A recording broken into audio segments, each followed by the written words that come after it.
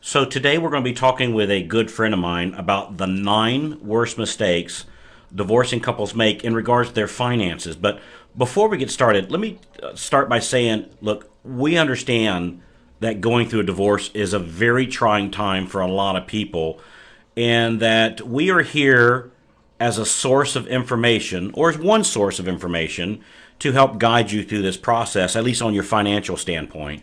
And if you have any questions when we're done, please feel free to contact our team. And we're also going to be giving you some additional resources here at the end of today's call. Right. And this is not meant to be professional or legal advice or to replace any legal help. So you really should seek out professional counsel. Yeah, and I'm glad you said that. Now, Tam, is that one of the 9 mistakes that people make, not working with a professional? Well, it's not one of my quote 9, but only because I think that should be a given. Divorce can be very, very complicated. And in a huge majority of cases, you really need professional help. Okay, well, let's just run down your list here. What is mistake number 1? Well, this kind of ties in with what we just talked about regarding having an attorney. The number one mistake people make is not being prepared for the meetings that they're having with their attorney or another financial advisor. In order for them to help you and to get the best settlement possible for you, they have to have a full picture. And not providing the necessary financial documents that you need or trying to hide things from them is only going to make the proceedings go a long, long way, and it wastes their time and your money. So be as organized as possible so that they don't have to dig for information. Well, that sounds easy enough. Well, you'd think so, but it's a really emotional time, and sometimes we just don't think straight when we're upset. Okay, so mistake number 1, not being prepared when you have your meetings with your professional people. So what's another mistake? Well, another one is not establishing your own credit. You really need to start building your own credit so that you can begin living on your own. As soon as you can, separate as many as your unsecured accounts as you can. These are like your credit cards. Okay. And if this can be done without closing the accounts, it'd be a whole lot better for you because you've established a long credit history and you wouldn't lose it. So divvy up things and remove your name from some accounts and your spouse from some other accounts, and try and keep the balances and the interest rates kind of even so that no one gets gypped. Okay, that makes sense. And keep in mind that even if your divorce decree says that you aren't responsible for a bill, well, in the eyes of the credit card company, you're still both responsible as long as both of your names are on the account. So it's not what the divorce decree says in this point. It's what's on whose names are on the account of, say, like the credit card company.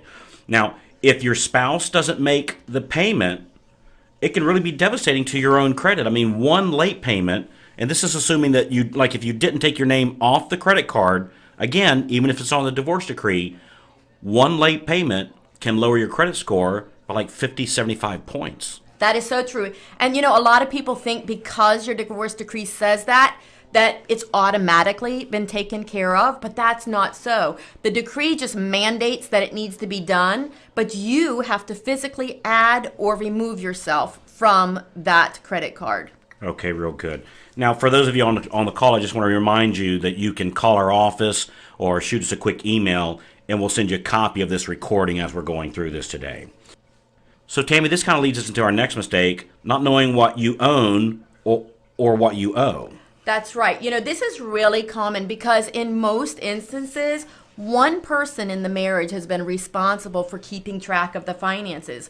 So you're going to need to get a lot of information. You're going to make copies of all your financial important documents. You mean like wills and bank accounts, stock portfolio, retirement accounts, real estate, title to vehicles, life insurance, money even, I guess, owed to you.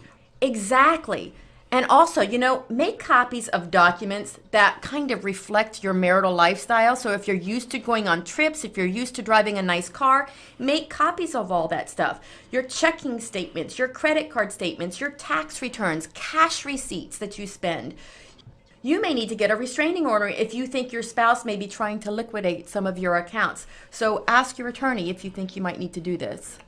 Right, because not only does the court help you divide up what you own together, but also what you owe together. Not just what you own, but what you owe together. Right. It's not fair for one person to get all of the stuff and get stuck with all of the The other person payments, too. get all the payments. I got you. Okay. Right. So have copies of your mortgage statements, your car payments, school loans, home improvement loans, credit card bills. And you may have loans out there that you owe to friends or to relatives. There may be business loans or medical bills. And just like your credit cards, make sure that you check the interest rates on those so that you don't get stuck paying the higher bills with the higher rates. Well, I hadn't really thought about that. I mean, there's a lot to this, isn't there? Yeah, and most of the time, mistakes are made just because people aren't aware. Now, is there someone besides your attorney that helps you with this? Well, yeah, there is. And that leads us to another mistake. People only see their attorney, but they don't seek their financial advisor or their tax planner's advice. Well, what would those people do? Well, they can tell you what the difference between investments are. All investments are not created equal. A $10,000 CD is not the same as a $10,000 stock or a $10,000 401k or even $10,000 of equity in your home. There can be some huge tax consequences involved with some of your investments, and it would really reduce what you got in the end if there were penalties on top of that or tax laws that you weren't aware of. Okay, so like with a house, you have to pay maintenance and taxes, insurance, and upkeep. And with a retirement fund, you have none of that, just straight growth. Is that what you're talking about? Exactly. So you just need to ask. I mean, it's okay if one or the other happens as long as you're aware of what's happening. You also have to know what the laws are about alimony and child support because one of them you pay taxes on and one of them you don't. You need to know what the laws are about retirement funds and real estate property and capital gains. And a tax advisor or a financial advisor can help you to see if there's going to be any penalties, especially when you're dividing up your retirement stuff. Yes, you don't want to think you have a certain amount of money coming to you only to find out you have a huge tax bill or a penalty. I mean, that could be really devastating if you're counting on that money to live on. Right, which kind of leads us right into our next mistake. Not having an accurate budget or not planning for your future. You need to review all your credit card statements, your utility bills, the mortgage statements, checking account, grocery bills, car payments, cash withdrawals, and other financial documents so that you have an accurate picture of what your budget's going to look like.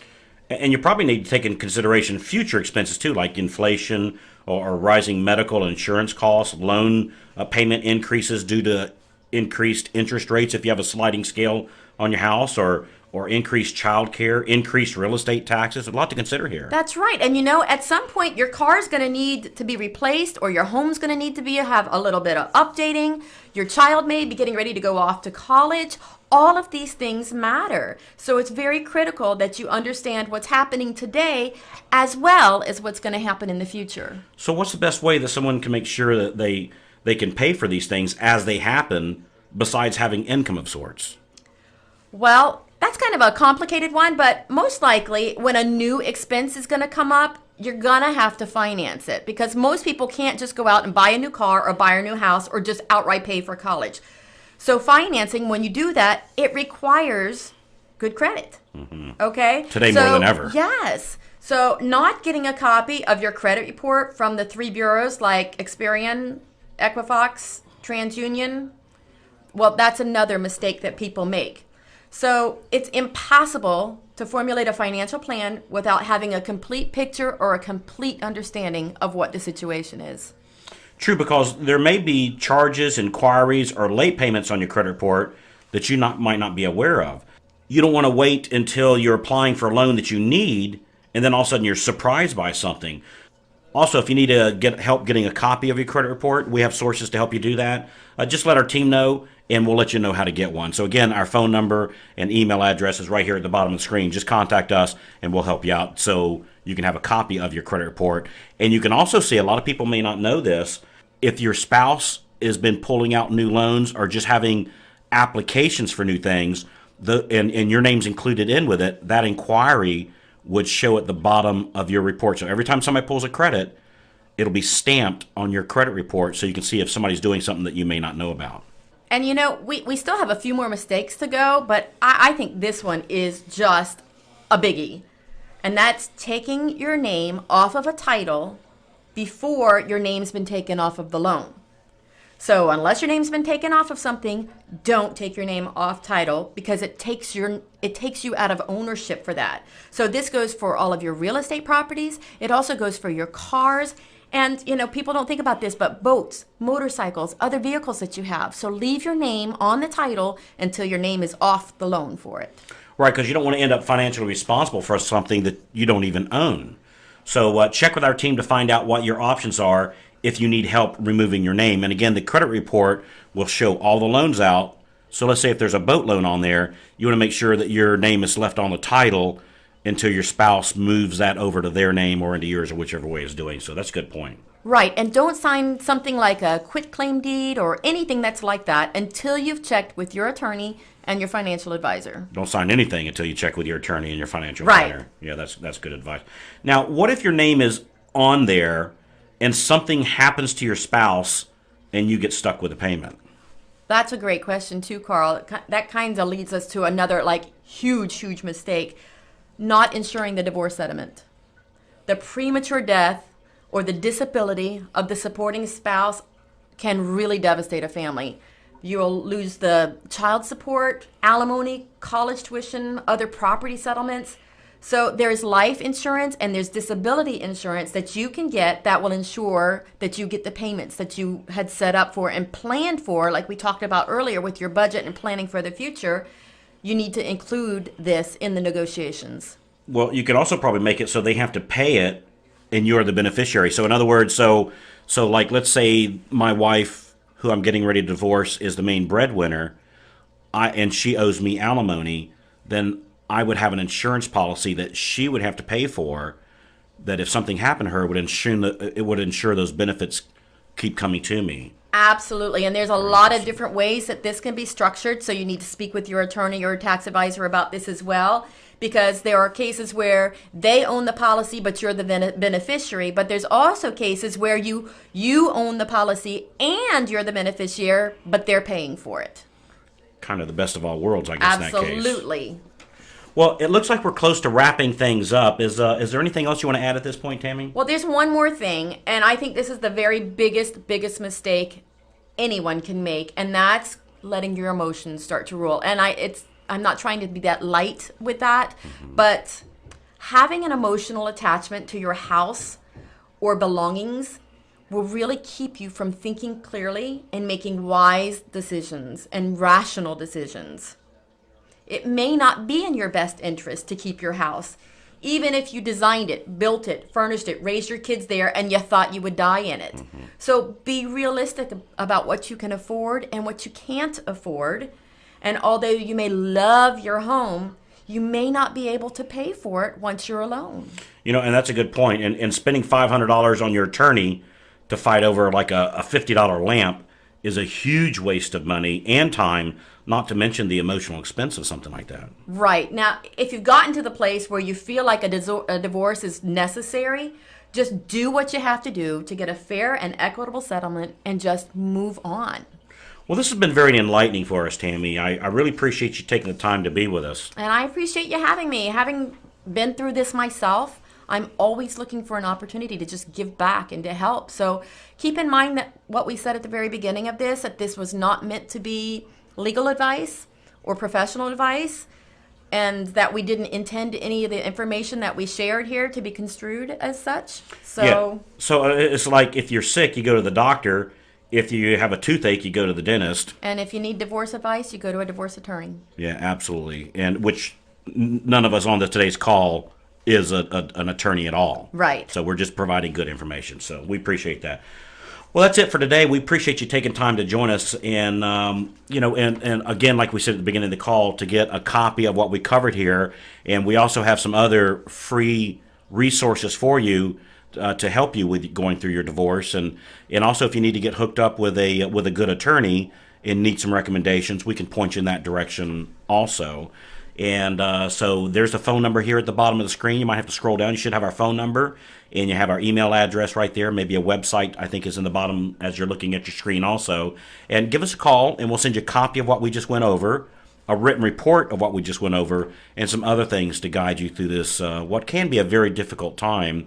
And our job over here is just to help you making rational decisions and just guide this so while you're going through an emotionally hard time, to keep it from not going through a financially hard time any more than necessary. Right. So remember, if you need any help with buying, selling, or refinancing your home, that's what we do over here also. So give our team a call. We look forward to hearing from you, and we'll talk to you when you call in.